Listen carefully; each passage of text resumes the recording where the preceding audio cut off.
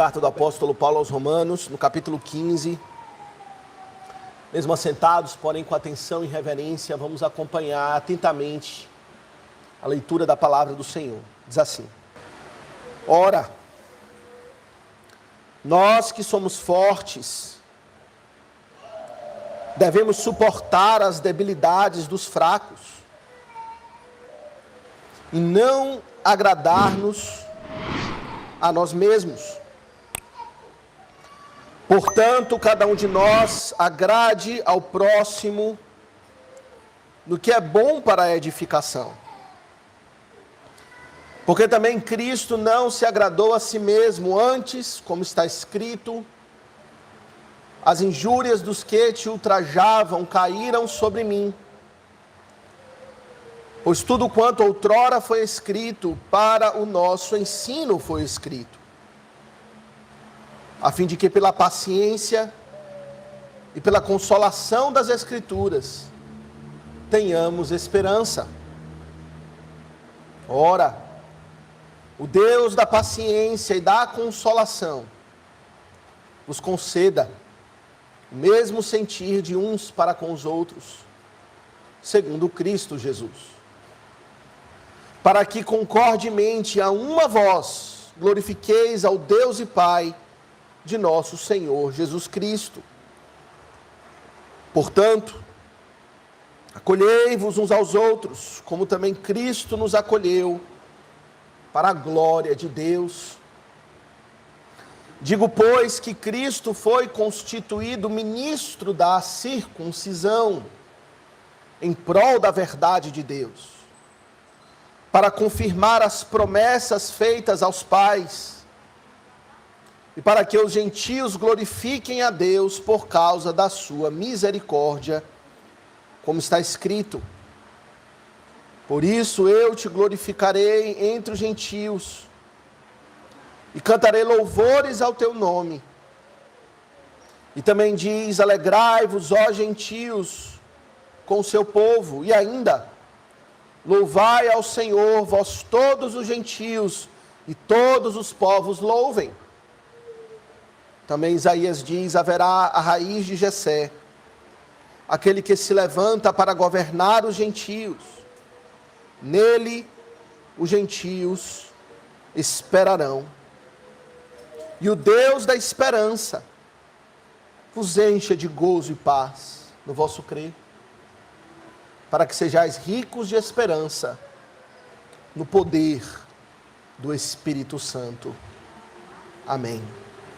Vamos orar mais uma vez. Senhor Deus e Pai, estamos diante da Tua palavra, reunidos, um propósito, ó Deus, de cantar louvores ao Teu nome, mas também de ouvir do Senhor. Queremos aprender o que a Tua palavra ensina, entendê-la na profundidade que podemos alcançar. Mas também, ó Deus, queremos e desejamos não apenas a compreensão, mas a transformação. Transformação essa, ó Pai, que só o Teu Espírito pode operar, através da palavra. E assim, ó Deus, abençoa o Teu povo, abençoa a mim, que todos nós, ó Deus, possamos experimentar a unidade da fé, o crescimento na graça. Que o Deus da paciência e da consolação nos abençoe e nos fortaleça. Assim te suplicamos, ó Pai, confiados no Teu favor, e oramos em o nome de Jesus. Amém. Congregação do Senhor Jesus Cristo, uma das consequências que veio sobre a humanidade por conta da queda é a desunião, a discórdia, a desavença. Sim, todo tipo de pecado entrou no mundo por conta da queda dos nossos primeiros pais, mas este pecado, o pecado da dificuldade que temos de nos relacionar em harmonia, em paz, é um pecado que é muito proeminente. Aconteceu logo no início, nós vimos desde a queda como um dos primeiros pecados em consequência disso foi o assassinato entre irmãos, entre Caim e Abel. E desde então, meus irmãos, o que caracteriza a sociedade, em muitos níveis, é a discórdia. E a perversão neste ponto é tal que parece que não apenas existe a discórdia, mas existe um certo prazer na discórdia. Há pessoas que são dadas a isso, inclinadas para ceifar, ou melhor, semear a contenda. E outros que gostam disso, gostam de ver, se entretêm em ver confusão. Essa é uma marca de que de fato precisamos de transformação, não é? Ora, um exemplo disso, contemporâneo, moderno, está acontecendo atualmente na mídia, no mundo do entretenimento pecaminoso, é o que vemos naquele programa de TV terrível, ninguém assista, Big Brother Brasil. É um programa onde se reúnem pessoas que vão ali conviver numa casa, onde a propaganda diz que é a casa mais vigiada do Brasil, e é basicamente uma casa caracterizada por duas coisas: imoralidade e discórdia.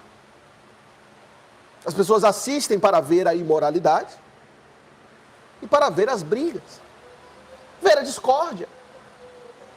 E isso dá ibope. Aliás, não era para ser diferente, não é? Pois o próprio programa é ordenado de tal maneira a promover a discórdia. A começar, como dizem as reportagens, na própria seleção das pessoas que vão estar lá, são selecionadas justamente aquelas pessoas chamadas tarja preta. Aquelas pessoas que já são polêmicas, difíceis, esquentadas, e para que realmente a coisa pegue fogo lá dentro. Não era de se esperar diferente, não. É apenas uma figura ampliada do que é a sociedade. O que poderíamos esperar algo diferente desta casa, do Big Brother, do que a discórdia? E se espera isso. Porém, meus irmãos, infelizmente, não é nesta casa do Big Brother apenas que ocorre discórdia. Talvez lá esperássemos isso. Mas também na casa de Deus existe a discórdia. Na casa daqueles que foram salvos pela graça, não daqueles que são selecionados por ser tarja preta ou por ser polêmicos e contenciosos, mas aqueles que supostamente, sim, cremos em verdade, foram transformados por Deus, salvos pela sua graça, e que vivem juntos, em unidade, debaixo da mesma igreja, na mesma assembleia, mas que muitas vezes é marcado por desavença também. Sim, olhar para o Big Brother é normal e até se espera ver a discórdia, mas sim para a casa de Deus. Infelizmente, meus irmãos, e isso não é novidade, a contenda existe também entre aqueles que são chamados de santos.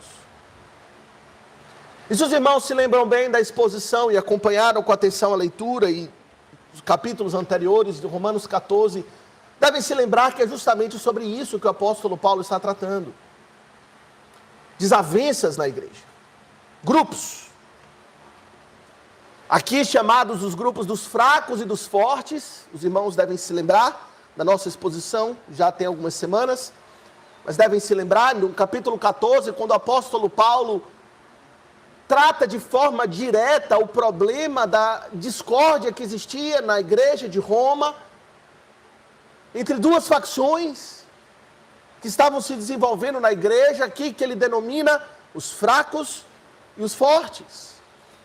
E nós tivemos a oportunidade de explicar que aqui se tratava basicamente, a grosso modo, dos gentios convertidos, chamados aqui dos fortes, e dos judeus convertidos, chamados de fracos, que tinham contextos diferentes, que vinham de criação diferente, mas que ambos foram salvos por Jesus Cristo e agora estavam ali misturados na casa de Deus, Podemos dizer sim, a casa mais vigiada do mundo, a casa de Deus.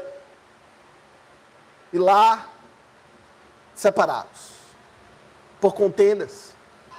Aquilo que chamamos na última pregação que tivemos nessa passagem, por picuinhas. Dificuldades de compreensão da teologia. Especificamente, os irmãos devem se lembrar, os fortes eram aqueles chamados assim, porque eles compreendiam que o Evangelho trazia certas liberdades.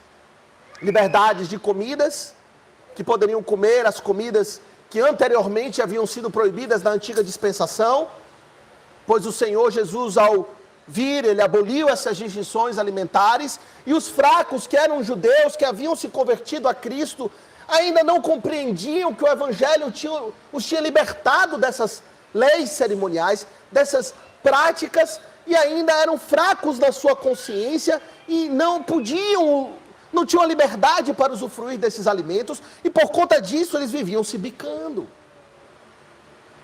Os judeus julgavam os gentios, porque eles estavam comendo comidas que, segundo eles não deveriam comer.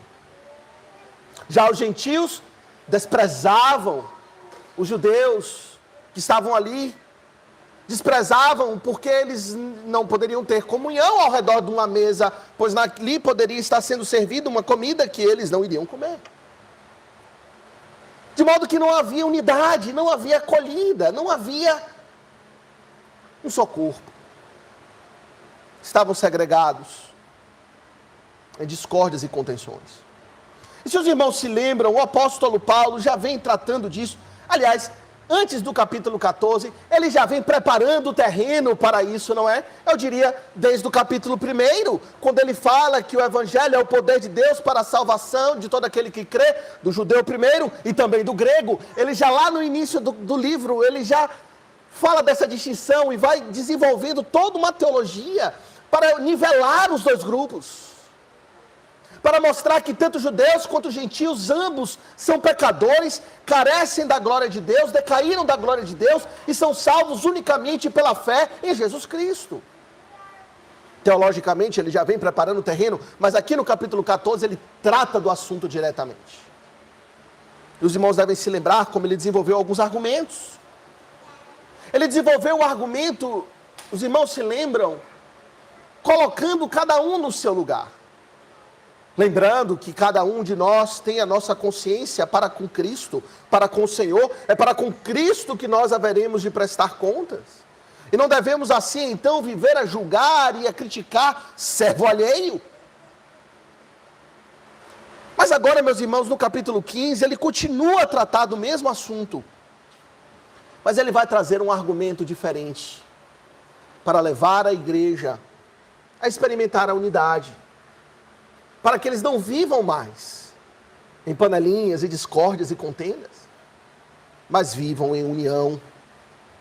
E muito embora, meus irmãos, nós não experimentamos aqui na nossa igreja esta desunião entre judeus e gentios, pois somos todos gentios, experimentamos outros tipos de desavenças, não é? Que segregam, que separam, e os argumentos permanecem, e veremos assim. De modo, meus irmãos, que queremos considerar esta passagem sobre este tema, unidade e abnegação, segundo o exemplo de Cristo. Unidade e abnegação, segundo o exemplo de Cristo, pois é isso que ele vai mostrar. Que para prover, ou melhor, para se manter a unidade, é preciso ter um espírito abnegado, segundo o exemplo de Cristo. E quando voltamos então a atenção, meus irmãos, para o texto, aqui no capítulo 15, verso 1, nós vemos logo nos versos 1 e 2, o apóstolo Paulo dando esta instrução, reiterando a importância da unidade, quando ele fala aqui diretamente para o grupo dos fortes, o apóstolo Paulo se identificando com eles, quando diz, ora, nós que somos fortes, acompanhe comigo o verso 1, nós que somos fortes, devemos suportar as debilidades dos fracos, e não agradar-nos a nós mesmos. Portanto, cada um de nós agrade ao próximo no que é bom para a edificação. Aqui está a orientação do apóstolo Paulo, mais uma, que ele traz, para dissolver o problema da desunião na igreja de Roma. Desenvolva, adote uma atitude não egoísta, que pensa unicamente em si mesmo, agradando a si mesmo, mas tem uma atitude abnegada, que se volta a agradar, ou podemos dizer, a pensar no bem, não seu, mas do próximo. Quando ele fala aqui em agradar a si mesmo, ora, nós que somos fortes devemos suportar as debilidades dos fracos e não agradar-nos a nós mesmos. Ele está dizendo, fazendo referência à questão dos alimentos. Os fortes sentiam na sua cabeça, ou na sua consciência, liberdade para desfrutar de qualquer tipo de alimento.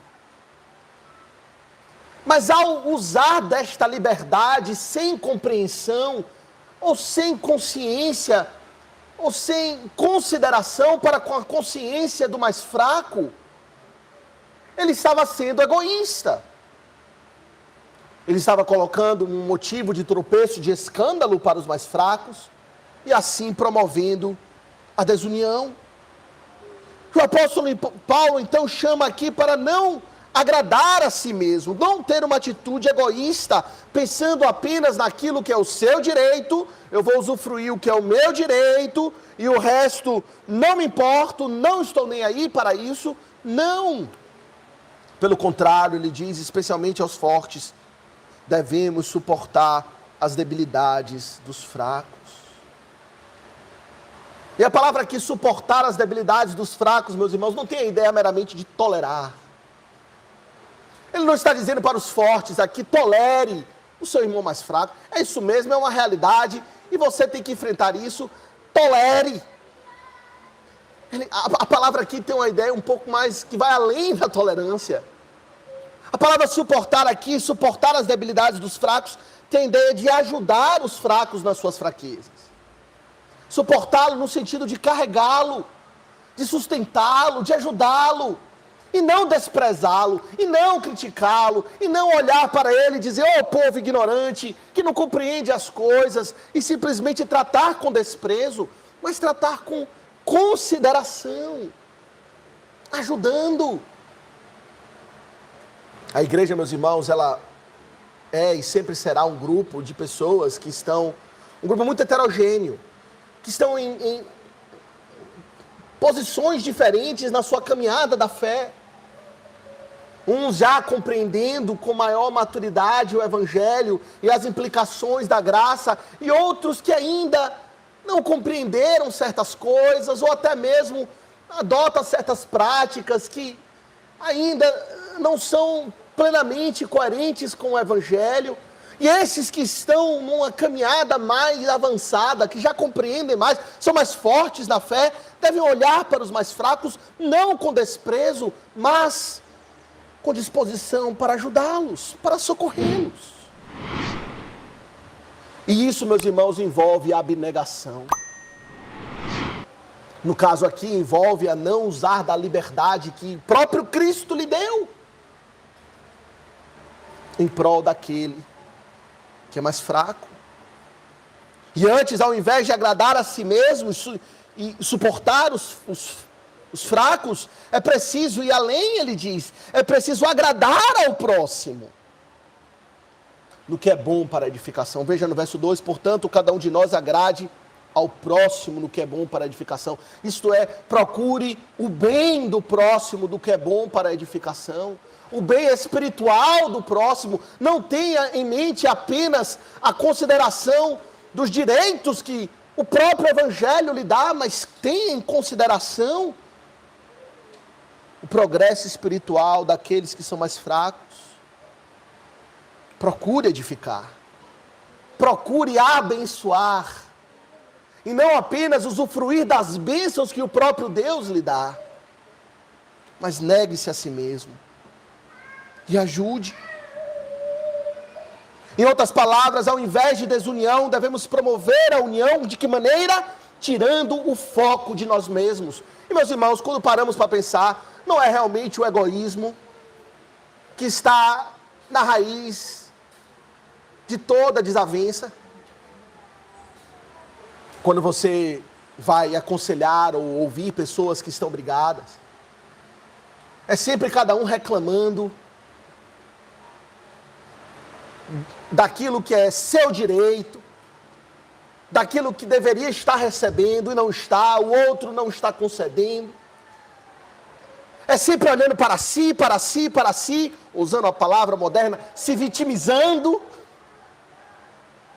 se colocando na condição de, pobre de mim, coitado. E geralmente quando as pessoas olham apenas para o seu umbigo, aí é que surgem as brigas.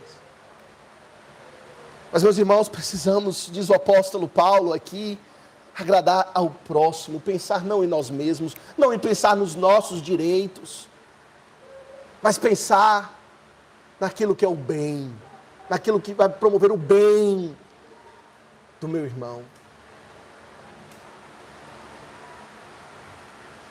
Isso envolve abrir mão daquilo que você poderia estar usufruindo por direito. No caso aqui, os alimentos. O que precisamos entender, meus irmãos, é que existem coisas que a lei permite, mas que o amor não recomenda. Coisas que você, se fizer, estará no seu direito fazer, mas que ao fazer, você estará fazendo o mal, não estará promovendo a união, não estará promovendo o bem. E o que importa mais do que o seu direito é a unidade e a edificação do corpo de Cristo. Temos uma visão muito individualista, não? Não temos uma visão do corpo, do todo, do coletivo, mas uma visão muito individualista, muito centrada em mim mesmo, talvez no máximo na minha família, no que eu mereço, no que eu tenho direito. E nos esquecemos que o que nós temos direito é menos importante do que a unidade na fé. Se formos ter uma comunidade que vive em unidade, uma igreja unida, precisamos cultivar a abnegação. Isso em vários exemplos, podemos dar alguns exemplos. Aqui o exemplo dos alimentos não se aplica a nós, nem tanto. Mas pense em outras situações. Uma situação onde talvez você tivesse direito a falar algo, mas ao falar você irá ferir alguém. Eu estou no meu direito, eu quero falar, eu quero dar a minha opinião, eu quero dizer, mas de que maneira? Agora mesmo é o local, é a maneira, você vai estar promovendo a unidade, o amor, ao falar isso que você pensa em falar. Outras situações existem. O fato, meus irmãos, é que para a unidade é necessário a abnegação. E o apóstolo Paulo aqui, meus irmãos, em segundo lugar, veja, ele vai trazer para nós o exemplo de Cristo, a partir do verso 3. Quando ele diz assim, acompanhe comigo. Porque também Cristo não se agradou a si mesmo. Antes, como está escrito, as injúrias dos que te ultrajavam caíram sobre mim. O exemplo de Cristo. Meus irmãos, é interessante, e aqui eu dou um passo para trás, observar como o apóstolo Paulo, ele tratava os problemas da igreja sempre com Cristo. Quando se fala de casamento, ele vai falar sobre marido e mulher, como Cristo e a igreja. Quando fala da igreja, da desunião e da necessidade de união novamente, ele traz Cristo como exemplo, sempre Cristo, e Cristo em toda a sua riqueza. Ora, se você for para o exemplo, no capítulo 14, quando ele começa a falar sobre esse assunto, ele traz Cristo, mas Cristo na sua condição de rei. Pois somos todos servos dele, não somos servos uns dos outros, somos servos dele. Se fôssemos senhores uns dos outros, talvez pudéssemos criticar e julgar, mas porque somos todos co-servos de um único Senhor, Jesus Cristo, então não há lugar para estarmos nos condenando o tempo todo. Mas agora ele traz Cristo não como rei, mas Cristo como sacerdote, e logo adiante ele vai trazer Cristo como profeta. É interessante.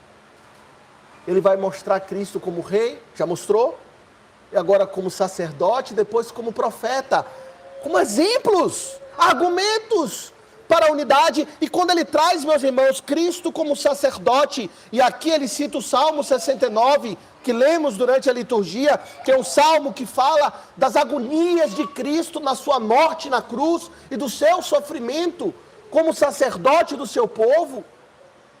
Ele vai mostrar justamente o sofrimento do Senhor Jesus Cristo e da sua disposição abnegada. Verso 3, porque também Cristo não se agradou a si mesmo. É isso que vemos, não é? Quando olhamos para o Senhor Jesus Cristo como o sumo sacerdote das nossas almas. Ele se encarnou numa condição de sofrimento, de pobreza, de desprezo, de desgraça. Veio para os que eram seus, mas recebeu desprezo, recebeu repúdio, não foi acolhido, recebeu rejeição. Fez o bem tão somente? Cristo fez o mal a alguém, por favor? Claro que não. Mas o que ele recebeu em troca? O mal, impiedade. O Salmo 69, no verso logo anterior a esse que é citado aqui, as injúrias dos que te ultrajavam caíram sobre mim. Se você observar aí, não sei se a sua Bíblia mostra, é uma citação do Salmo 69, verso 9. O verso anterior do Salmo 69 fala do zelo pela casa de Deus que tomou conta dele. Ele era zeloso. E por conta do seu zelo, o que ele recebeu? Reconhecimento. Ele recebeu aplausos. Ele foi ultrajado. Cuspido, esbofeteado, caluniado, difamado, morto, preterido a um ladrão. E nisso tudo, ele não agradou a si mesmo. Ele disse aos seus discípulos, no momento da sua prisão, você não pensa que eu poderia agora mesmo rogar? Quando um dos seus discípulos tentou defendê-lo com a espada, Pedro, ele diz, você não pensa que eu poderia, se eu quisesse, agora mesmo rogar a Deus, e ele mandaria mais de 12 legiões de anjos para me defender? Se eu quisesse, eu não estaria passando por nada disso. Mas ele não agradou a si mesmo. Ele enfrentou as lutas. Ele teve um espírito abnegado. Quem mais abnegado do que Cristo? Que se despiu da sua glória e se revestiu da nossa humilhação, assumindo a forma de servo, figura humana, e foi obediente até a morte, morte de cruz. Aqui está alguém que não buscava o seu próprio interesse. Em Marcos 10, 45, um verso muito importante, nós lemos que o Filho do Homem, não veio para ser servido, mas para servir. E dar a sua vida em resgate por muitos. Ele não veio com foco em si mesmo, muito embora todo o universo existe por causa dele. Ele criou todas as coisas foram criadas por meio dele e para ele, mas ainda assim, ele não veio para ser servido, mas para servir. Um exemplo de abnegação. E ele sofreu o quê para isso? A morte, o ultraje, o vexame de ímpios. E em comparação, muitas vezes nós não temos a disposição de sofrer o mínimo, ou melhor, de nos abnegar no mínimo, não com respeito a inimigos da fé, mas com respeito a próprios irmãos. O contraste aqui é muito forte, não? O apóstolo Paulo fala dos fortes que não estavam dispostos a abdicar do seu direito de comer comidas variadas. Ele fala assim, você não está querendo abdicar do seu direito com respeito a isso? Olhe para o seu mestre. Ele abdicou da sua glória, do seu direito de que todos estejam aos seus pés adorando e servindo. Para ser esbofeteado, suportou isso. Cristo é um exemplo de abnegação que deve ser imitado aqui por todos nós, que deve ser copiado, meus irmãos, somos ou não cristãos, somos discípulos do Mestre ou não, devemos imitá-lo. É interessante, abra em 1 Coríntios 10, veja o que o apóstolo Paulo diz, tratando de um assunto semelhante.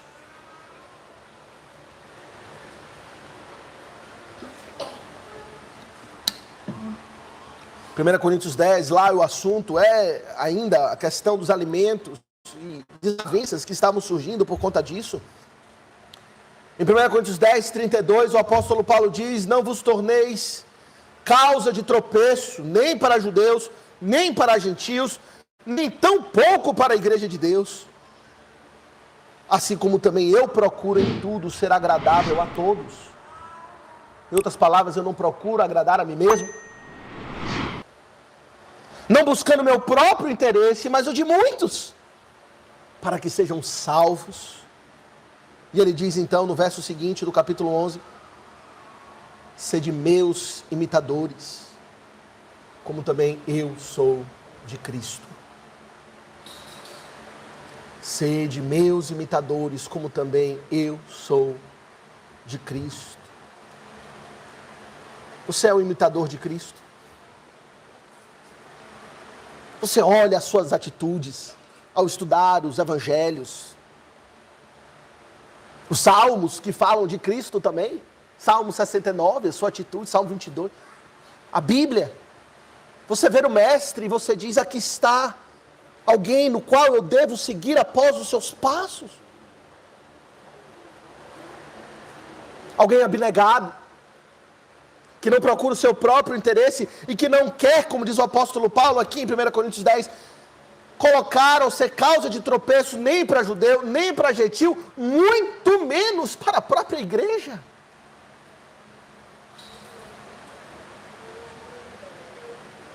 Negue-se a si mesmo, se tu és cristão. Não agrade a si mesmo, não viva a exigir os seus direitos, mas seja uma bênção na comunidade da fé. Alguém que edifica e não destrói. Mas a pergunta, meus irmãos, que pode ficar é, como fazer isso? Nos parece tão distante. Nós de Cristo, e de fato a distância é imensa. Ou colocar de outra maneira, nos parece impossível imitar a Cristo. Mas não é. E o apóstolo Paulo aqui nos diz como podemos seguir por esse caminho. Veja comigo a partir do verso 4. Olha o que ele fala aqui. Após citar o Salmo 69, verso 9, como exemplo de Cristo, da sua abnegação ao suportar as injúrias que foram dirigidas ao Pai e que recaíram sobre ele, o apóstolo Paulo ele diz o seguinte no verso 4. Pois tudo quanto outrora foi escrito, para o nosso ensino foi escrito, a fim de que pela paciência e pela consolação das Escrituras tenhamos esperança. Aqui está, meus irmãos, o apóstolo Paulo vai mostrar 3 segredos, e aqui está o primeiro deles. E como podemos imitar a Cristo? Pelas Escrituras. O apóstolo Paulo lembra aquilo que foi escrito e que nos foi dado nas Escrituras Sagradas. Foi dada para este fim, para nos ensinar. E aqui entenda o ensino, não meramente o ensino, podemos dizer assim, teológico, doutrinário, da compreensão de verdades teológicas a respeito de quem Deus é, de quem eu sou, de forma seca, como um mero estudioso das coisas de Deus, mas o ensino do viver.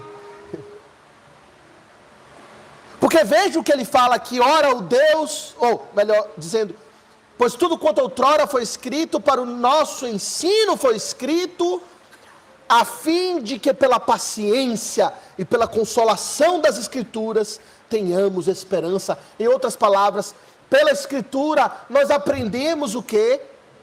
A paciência e a consolação. E em última instância, a esperança. Você deseja imitar a Cristo? E ter uma postura paciente? E ser consolador? E não acusador? É nas Escrituras. A Escritura aqui é a fonte da paciência, a fonte da consolação e a fonte da esperança. É pelas Escrituras, meus irmãos, ao lê-la, que nós somos transformados para sermos como Ele é. Que somos capacitados e fortalecidos para imitar o Mestre. Em outras palavras, é a Escritura que nos santifica, o próprio Senhor Jesus disse. Da verdade que santifica, a minha palavra é a verdade. E meus irmãos, sem as Escrituras, de fato, é impossível crescermos em santidade, crescermos na paciência, na consolação, na esperança, e desfrutarmos de uma unidade abnegada. Mas a Escritura, meus irmãos, quando ela vem sobre nós, diariamente, regando a nossa alma, o nosso coração, ela nos lava, ela nos santifica, e ela nos torna parecidos mais com Cristo. Precisamos dela diariamente. Como uma planta precisa de água, ser regada todo dia, para se fortalecer, assim precisamos da palavra de Deus. Interessante, os irmãos, acho que a maioria sabe, nós nos mudamos, nossa família, para uma casa, e há um jardim. Estamos agora trabalhando no jardim, estava um pouco abandonado, e o jardineiro tem nos ajudado. É interessante quantas lições espirituais você aprende num jardim. Não vou falar todas hoje, vou guardar algumas para outros sermões. Mas interessante, estava lá uma planta meio abandonada lá num caqueiro, num canto. A planta já, não sei quando foi, acho que a gente nem chegou a regar ela nunca. Desde que nos mudamos para casa, ela estava lá murchinha. Que o jardineiro trabalhando em outras partes do jardim e não tinha dado muito atenção a essa planta. Mas ele simplesmente pegou a planta e puxou ela para debaixo da goteira que vinha do telhado, onde caía a goteira que vinha do ar-condicionado do segundo andar. A planta estava aqui, aí tinha uma goteira caindo aqui, pim, pim, do ar-condicionado, e simplesmente puxou a planta e botou aqui. No mesmo dia, horas depois, a planta estava de uma goteira, caiu ali. E não é assim com a palavra de Deus? A palavra de Deus, meus irmãos, ela é como diz o salmista no Salmo 1, quando ele diz que ele é como a planta plantada junto à corrente das águas, e que no devido tempo dá o seu fruto, cuja folhagem é verde. Assim é, aquela água é a palavra de Deus. É pela palavra de Deus, meus irmãos, que seremos levados à disposição abnegada de Cristo, para experimentar a unidade.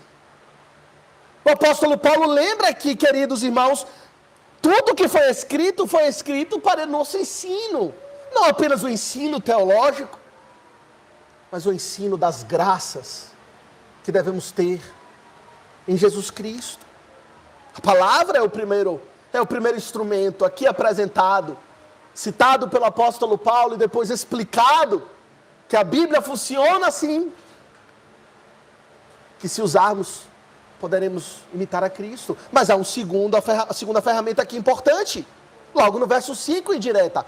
Olha o que ele fala, vamos ler o 4. O 4 ele diz, nós acabamos de explicar, pois tudo quanto outrora foi escrito, para o nosso ensino foi escrito, a fim de que pela paciência e pela consolação das Escrituras tenhamos esperança. E olha o que ele faz no verso 5, ora, o Deus da paciência e da consolação vos conceda o mesmo sentir de uns para com os outros, segundo Cristo Jesus. Ele faz aqui uma oração, não. Ora que o Deus da paciência e da consolação vos conceda esse espírito de unidade, de amor mútuo, o mesmo sentir de uns para com os outros. Ele ora, pois ele sabe, meus irmãos, que esta disposição abnegada em prol da unidade não vem de nós mesmos, não vem naturalmente, do contrário, não haveria confusão dentro da própria igreja. No BBB, tudo bem, na igreja, ele sabe que vem do alto, vem de Deus, e por isso ele pede que Deus, o Deus da paciência, o Deus da consolação, o Deus que pode, unicamente Ele, produzir em nós a disposição para vivermos em unidade, que Ele vos conceda o mesmo sentir de uns para com os outros. O apóstolo Paulo, ele faz um desejo aqui em forma de oração. De modo, meus irmãos, que oração é a segunda forma pela qual nós iremos experimentar unidade. E é interessante observar pelo que ele ora, né? Ele ora a Deus, mas pelo quê? Para que Deus conceda o mesmo sentir de uns para com os outros. É interessante que ele não ora para que haja um nivelar na compreensão teológica ali na questão, né? Ele não ora para que os fracos se tornem fortes. É claro que isso também é um desejo. É claro que também em outros momentos o apóstolo Paulo deve orar para que os fracos se tornem fortes na fé, na compreensão teológica. Isso também é importante. Mas veja o que ele ora aqui. Ele ora, neste caso específico, não para que eles entendam igual, mas para que eles sintam igual, a despeito do entender diferente. Em outras palavras, ele ora para que eles experimentem a unidade, mesmo com as diferenças teológicas que eles estavam tendo naquela circunstância. Porque isso é uma realidade. Sempre vai existir na igreja, numa mesma igreja, ou talvez em igrejas diferentes, pessoas que entendem de forma diferente questões teológicas importantes, ou secundárias. As importantes ou fundamentais devem ser tratadas de outra maneira, mas as secundárias, sempre vão existir pessoas que pensam de forma diferente, e aí vamos viver em constante desunião, em constante desavença. O apóstolo Paulo, não, eu oro para que eles não se desprezem, que eles não se julguem, que eles não se critiquem, mas que eles tenham o mesmo sentir de uns para com os outros, que eles se amem a despeito dessa circunstância. Escritura, oração. Meus irmãos, sem oração não experimentaremos a unidade. Eu falo aqui a mim e aos presbíteros, se queremos ver a igreja unida, precisamos orar. para que Deus conceda união à igreja. Não só nós, liderança, mas toda a igreja. Deve orar por isso, pois é Deus que concederá. Mas há também um terceiro aspecto fundamental, que está no último verso dessa sessão, verso 13. Olhe, veja o que ele diz. E o Deus da esperança vos encha. Outra oração, não é? O Deus da esperança vos encha de todo gozo e paz no vosso crer, para que sejais ricos de esperança do poder do Espírito Santo. Aqui está. A palavra, a oração e o Espírito Santo. Que nos é dado pela instrumentalidade da palavra. E é Ele efetivamente que transforma o nosso coração.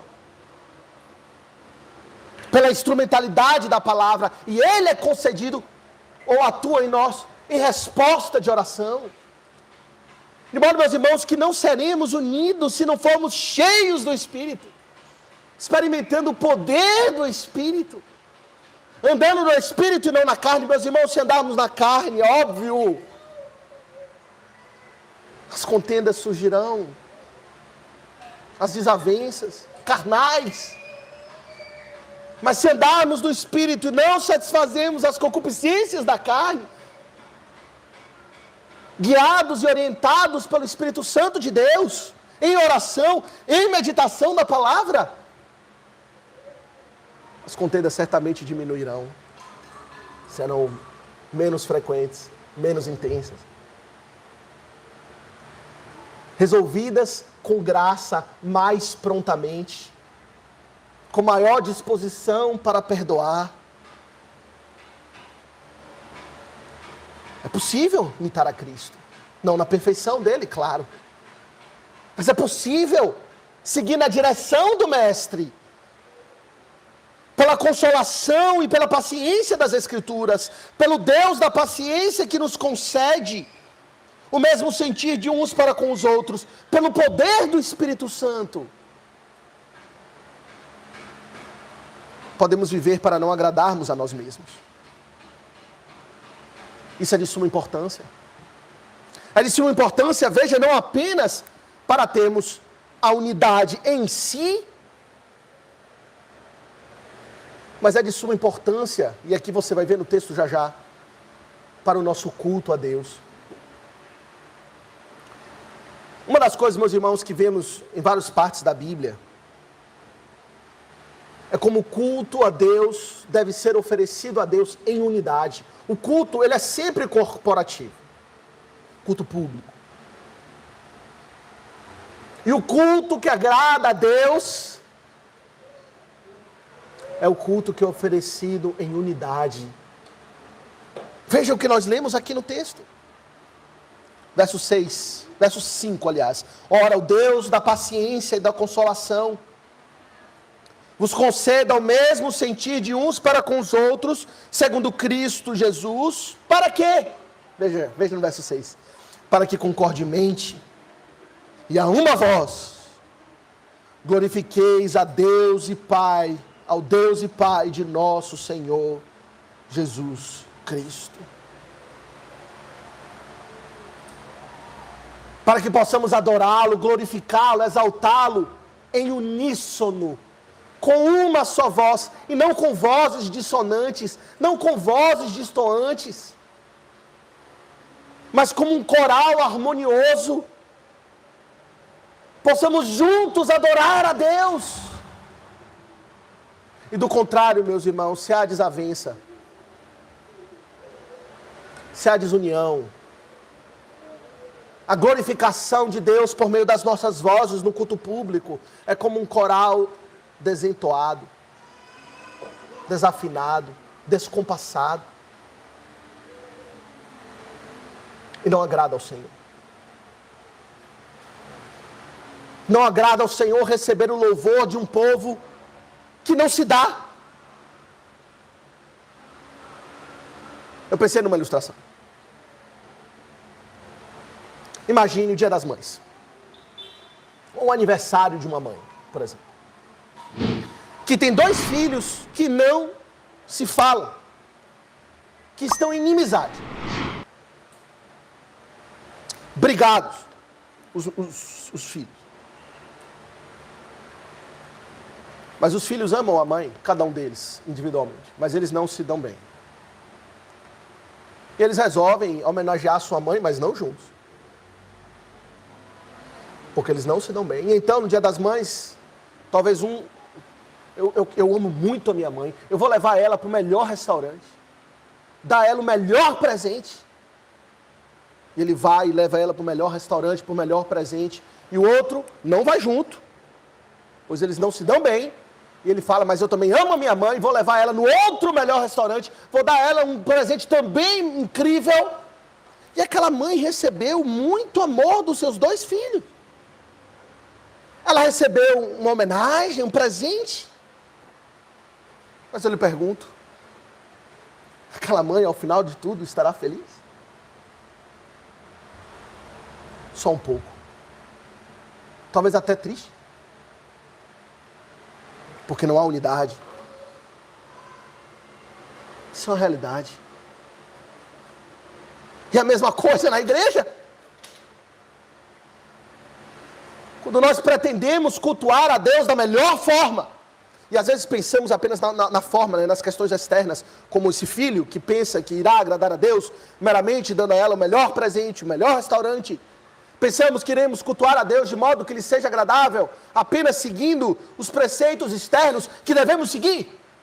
Do culto simples, sem invenções, sem acréscimos humanos. Claro, tudo isso é importante. Devemos dar a Deus aquilo que Deus espera e quer para ser adorado, mas Deus quer e espera para ser adorado algo além do externo e da forma. Ele espera a unidade. Sem unidade, não cultuaremos a Deus com uma só voz e concordemente. E precisamos cultuar a Deus assim. Concordemente é uma só voz. Salmo 133 diz o seguinte: oh, como é bom, cantamos há pouco, oh, como é bom e agradável viverem unidos os irmãos. É como óleo precioso sobre a cabeça, o qual desce para a barba de Arão e desce para a gola de suas vestes. É como o orvalho do Hermon que desce sobre os montes de Sião. Ali é onde? Na unidade. Ordena o Senhor a sua bênção e a vida para sempre. Por isso que é fácil ser crente em casa, no YouTube. Você não pode agradar a Deus, não. Você não está glorificando a Deus em uma só voz. Unido. Aqueles que estão acompanhando de casa e que se recusam a vir à igreja, estão adorando com uma voz dissonante. Ser crente em casa não agrada a Deus. A unidade, meus irmãos, irá implicar no culto que oferecemos ao Senhor. Precisamos estar unidos para glorificar a Deus. O culto é corporativo, unido. No nosso entendimento, nas nossas afeições, no mesmo sentir de uns para com os outros. Em oração, pelas Escrituras e pelo Espírito, podemos isso. Nos perdoar, nos abnegar, abrir mão dos nossos direitos, não agradar a nós mesmos, para agradar ao próximo e a Deus, que receberá o nosso louvor. Mas, meus irmãos, o apóstolo Paulo, continuando a nossa exposição, ele traz um outro argumento, a partir do verso 7, o qual iremos considerar com mais brevidade. Eu diria que no capítulo 14, ele argumenta em prol da unidade, considerando Cristo como rei. No capítulo 15, Cristo como sacerdote. E a partir do verso 7, Cristo como profeta. Argumentando na unidade. E vamos tentar aqui entender o que o apóstolo Paulo fala. Vamos ler aqui a partir do verso 7. Portanto, acolhei-vos uns aos outros.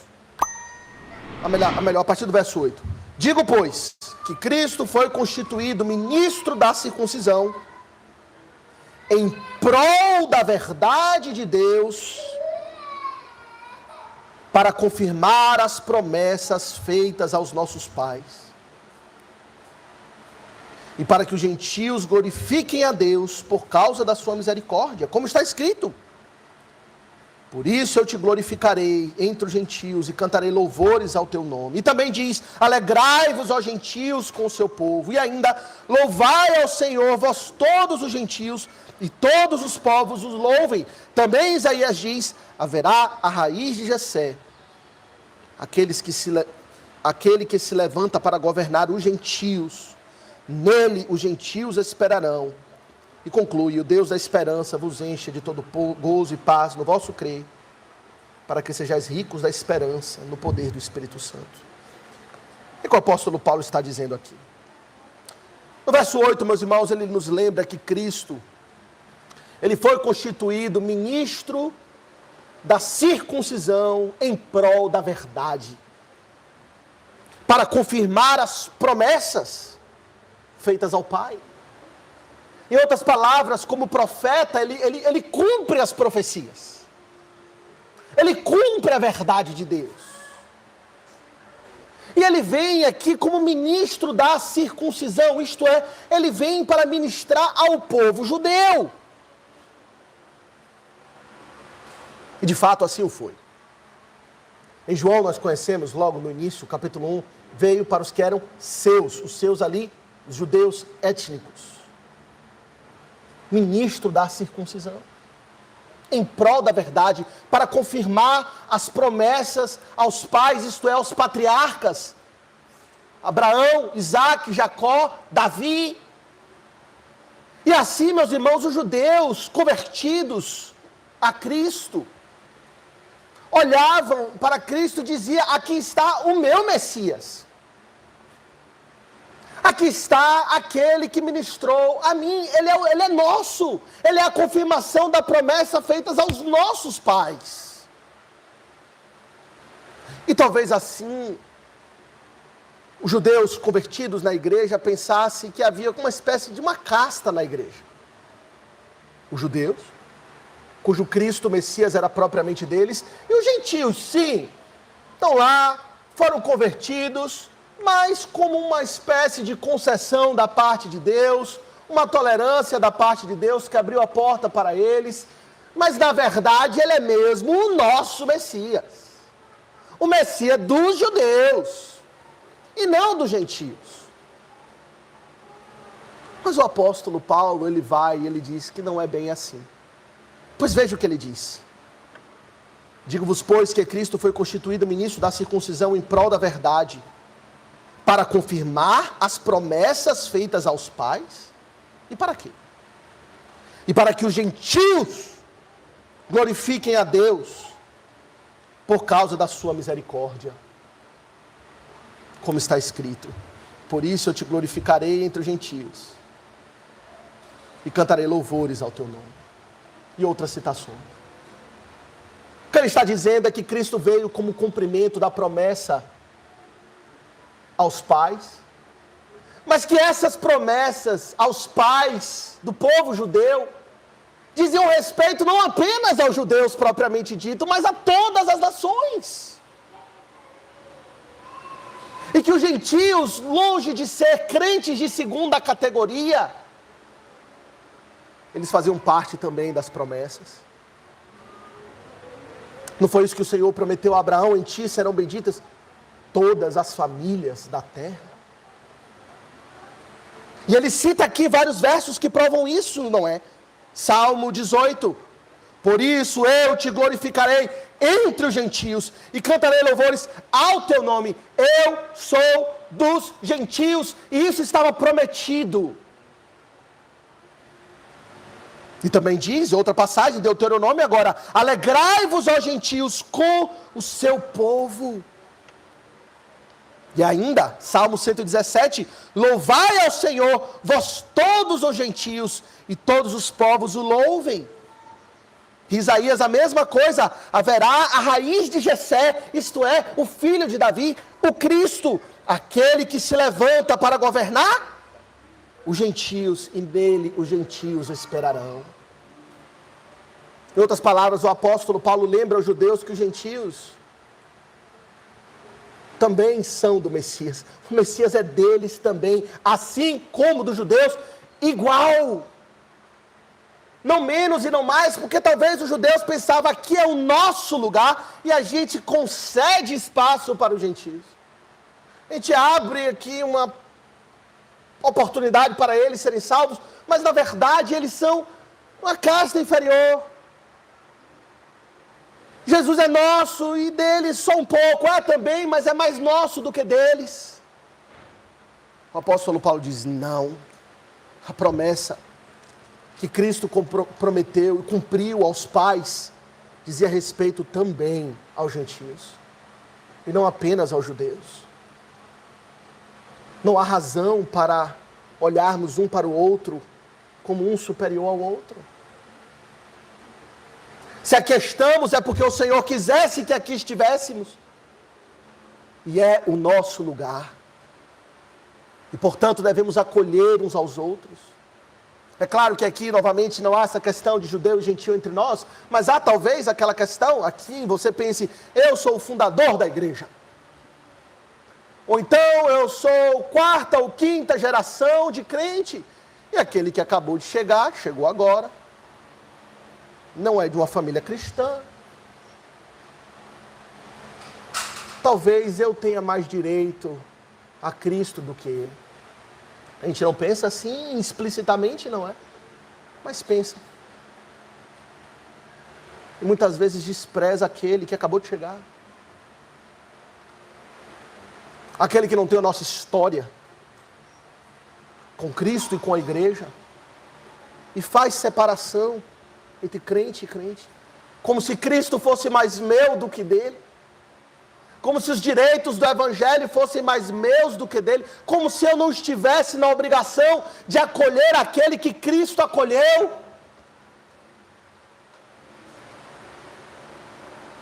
Se está aqui, seja cedo ou tarde, seja por muitas gerações ou porque acabou de chegar, seja judeu, seja gentil, homem, mulher, rico, pobre, é porque Deus o trouxe.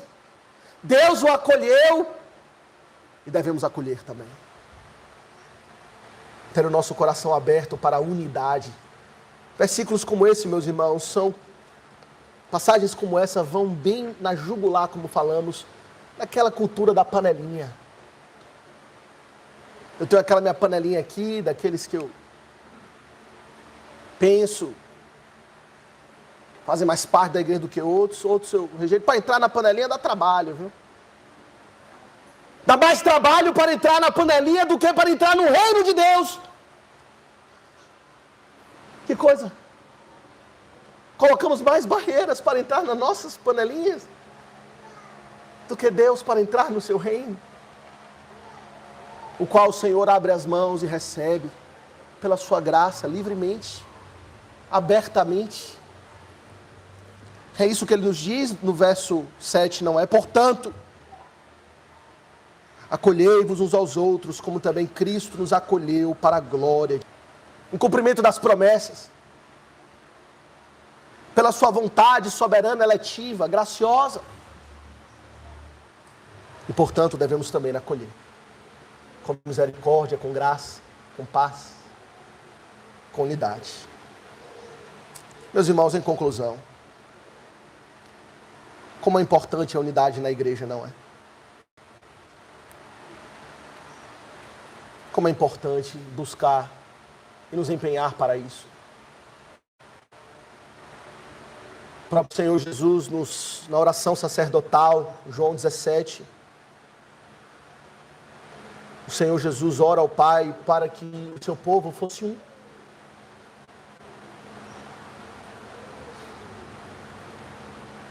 Ele ora para que onde ele estivesse, ali estivesse também todos aqueles que foram dados ao Pai. Meus irmãos, hoje nós congregamos em congregações separadas. Uma na questão meramente circunstancial da nossa vida presente. Mas um dia estaremos numa única congregação. Numa única igreja. Que ela é una hoje sim, mas será visivelmente. Graças a Deus lá estaremos plenamente abnegados. Estaremos plenamente santificados. Mas temos essa disposição, ansiamos por isso. por essa união. Rogamos a Deus para que Ele nos conceda essa disposição. Somos intencionais na busca da unidade da igreja, do povo de Deus? Ou estamos mais afeitos ou focados nas nossas próprias vontades e interesses, em agradar a nós mesmos, do que manter a unidade? Meus irmãos, que possamos ser zelosos pela unidade, tomar cuidado com aquilo que pode ofender, magoar, desagradar, sermos dispostos para perdoar, não dados a picuinhas,